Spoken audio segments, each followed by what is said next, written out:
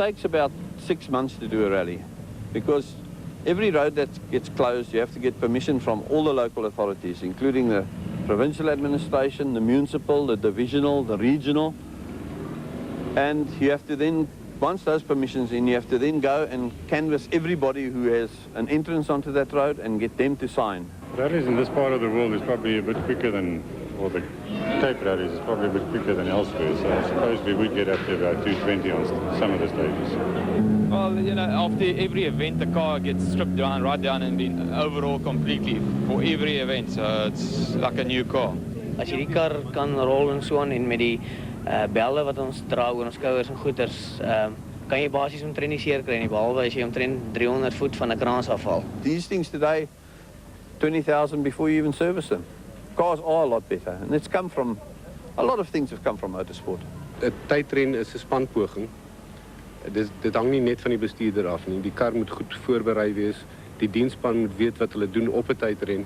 So aan die einde van die dag, soos hulle in Engels sê, it's a team effort. 0808 there. And make it 08. Man and well-tuned machines together at the start of the second South African rally of the season from the Montague Pass outside George to the friendly city of Port Elizabeth on the 12th of March. Almost 200 kilometres of the total distance of 500 accounted for special stages.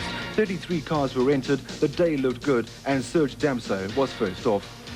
Damso and navigator Vito Bonafide in their four-wheel drive turbocharged Toyota Conquest were starting as favourites, having taken the honours in the Tour de Valvoline in Durban beforehand.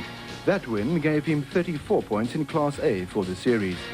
After 18 months of racing abroad and having finished behind Damso in the Valvoline, Cyril van der Merwe and regular navigator Frans Boshoff were very much intent in squeezing every ounce of power out of their Southern Sun Audi Quattro Sport and gaining the laurels.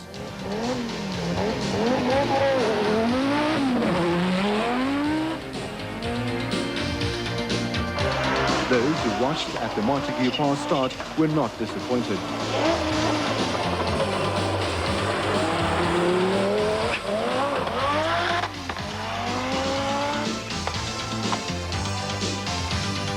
The highly competitive Passat Synchro 4x4 was a top contender in Class B. Nick Duval and Guy Hodgson having been a formidable team over the years, spearheading Class B for Volkswagen. They were the winners in this class in the Valvoline and came third overall.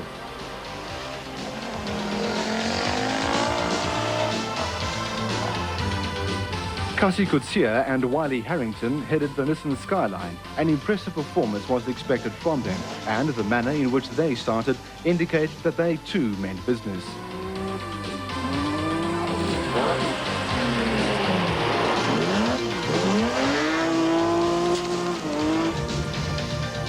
Nissan used the Volkswagen Algoa Rally as a testing ground for their new Skyline V6 4x4 Turbo. Hannes Grobler and Piet Swanepoel had the great responsibility of driving and enjoying this new machine. The 11 stages ahead would be the test.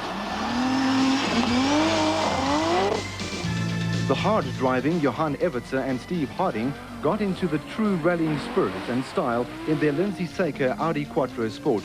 Incidentally, this heavyweight was full of fire, being the original model of Quattros raced in this country. They knew that the seconds would count and got on with the task superbly. Backup crews are a vital part of the team in any motorsport, but even more so in rallying. The Golf GTI of Vilaka Thomas and Miranda was one of the first and few casualties. Stage 3 commenced at the De Vlucht Pass, with Supervan van der Merwe cracking a possible winning pace and sharing a few thoughts. If you have time to think about anything other than the road in front of you, then you're not going fast enough. From high in the sky, an aerial view of Terry and Kasley in their Corolla cruising along the scenic and historical Prince Alfred's Pass.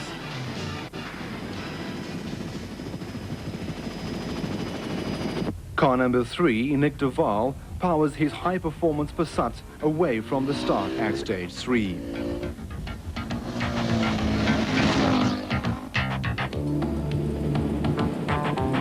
The Prince Alfred's Pass section of the VW Algoa Rally was spectacular from any angle. Here, the 4x4 skyline of Grobler is angled through the corners with meticulous and masterful care.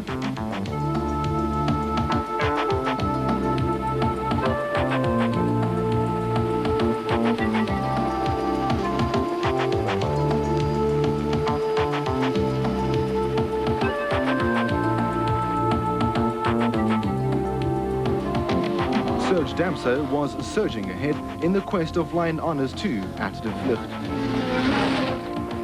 The overall position and points are always important, but so are each class results in rallying.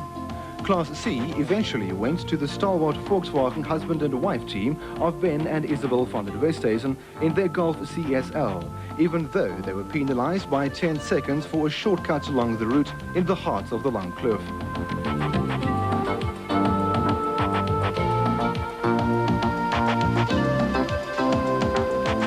The Top Sport Super Driver Series was held at the Aldo Scribanti circuit outside the friendly city before the rally.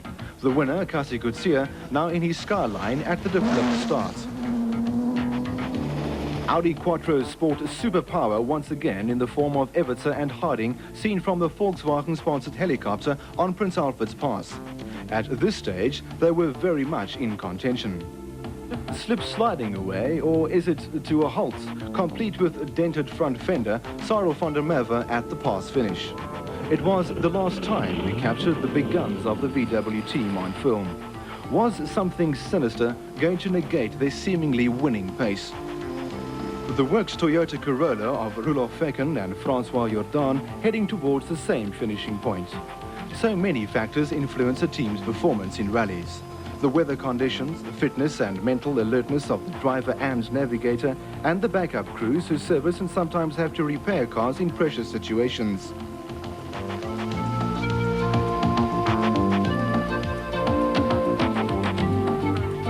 Hannes Grobler brings his machine in at the Prince Alfred's Pass finish.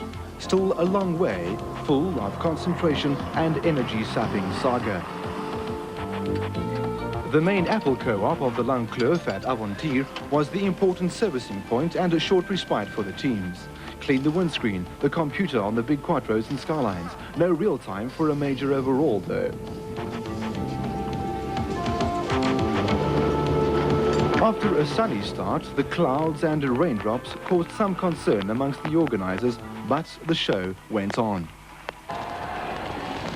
They're internationally known as yumps and take it out on the suspensions and drivers.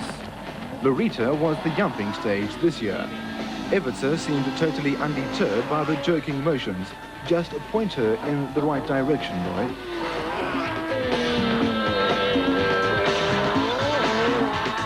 One, two, three, four, and up and away. Evertse, Kutsia, Damso and De Waal enjoying every moment of it.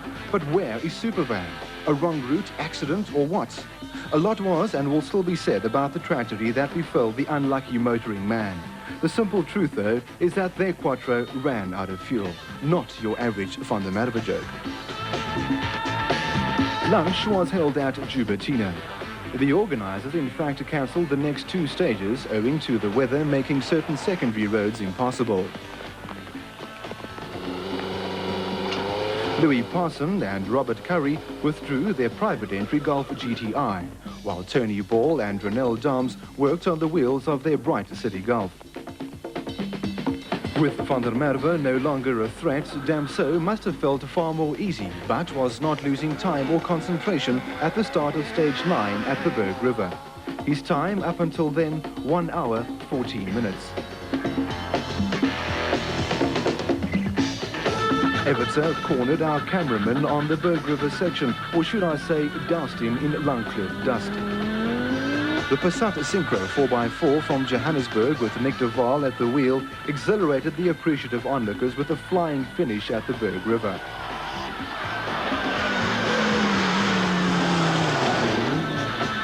At the start of the Berg River stage, the one of the 6 Skylines in the event, driven by Koos Roos, raced off at a lightning pace. Car number 8 eventually averaged a speed of 95.3 kilometers per hour over the 11 stages raced. Kasi Kutsia was competing in a race within a race with the other Skylines in Class B. Krobler and Swanepoel were meanwhile taking care of the Class A points in their Big Daddy 4x4 Turbo and doing a good job of it too. Vecken and Jordan again. Their Corolla averaged a speed of 91.5 kilometers per hour. Not at all bad for a car in Class F, where the VW Golfs were the main opposition. Jannie Habig and Ewald van Rensburg creeping into the top 10 times and giving Nissan a good chance for the Manufacturers' Challenge. Glenn Gibbons and Peter Caffey were equally team-orientated in their Toyota Corolla. The 28 entries that made it to the final stage swept through Uitenhage, the hometown of Volkswagen, the sponsors, on their way to Port Elizabeth.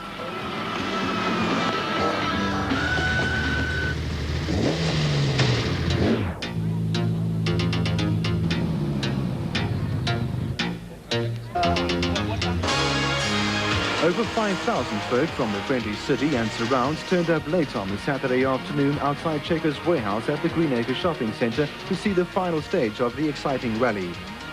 Cassie Coetzee and his Class B Skyline kicked off first to a tumultuous applause.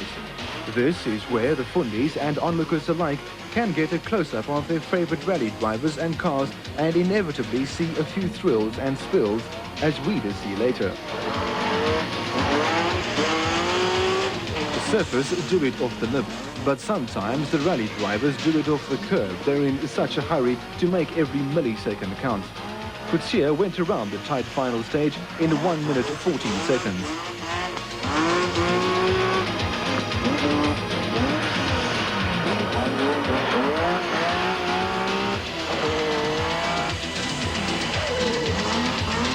Despite carrying the heaviest penalty time of all the entries, Nick de Waal put in a spirited display at Greenacres, sliding the Passat Synchro at breakneck speed. His time for this stage, 1 minute 11 seconds, the third fastest. Here's where he lost those vital 20 seconds. He would come up fourth overall and a second in Class B. Great motivation for the next event on the SA rallying calendar.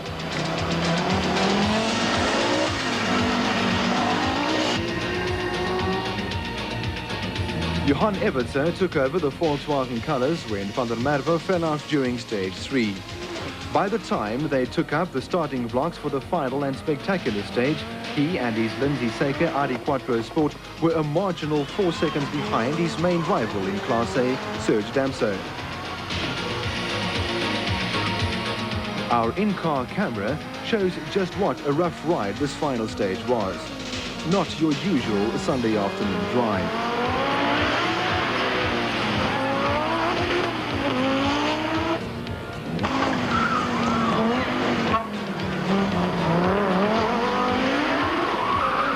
Short-wheel-based Audi Quattro is not the easiest or most comfortable on any rallying surface. His time, 1 minute 10 seconds. The times were becoming quicker, as was the heartbeat of the Toyota team.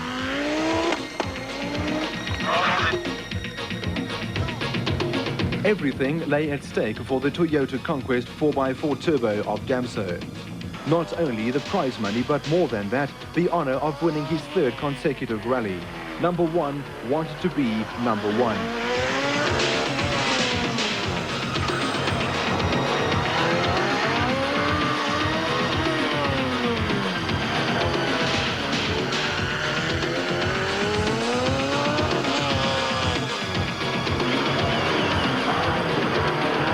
It would take a precise handling and a breakneck speed to hold off Evertse. The crowds knew it too. He had won stages 5, 10 and 11, but this was the crucial one. Trails of burnt rubber, jumping curbs, full throttle and go man go as the clock ticked on. 45 seconds. 1 minute. 1 minute 9 seconds. A winning time for Damso and Bonafide, whose team effort gave them a final 5-second lead over Evertse. Class C was very much a hot contest. It's not only the mega machines that give the drivers a shot of adrenaline. Glenn Gibbons and Peter Caffey, car number 11, gave the expectant audience the type of thrill you really enjoy in rallying. Watching in slow-mo, it was a case of oversteering, back wheel already up, and the curb did the rest.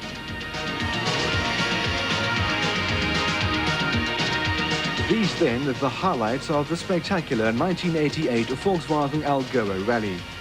The class positions on your screen. The overall positions: Serge Damso and Vita Bonafide in the Conquest 4x4. Second, Johan Evertse and Steve Harding in the Audi Quattro Sport. And third, Cassie Coetzee and Wiley Harrington in the Nissan Skyline.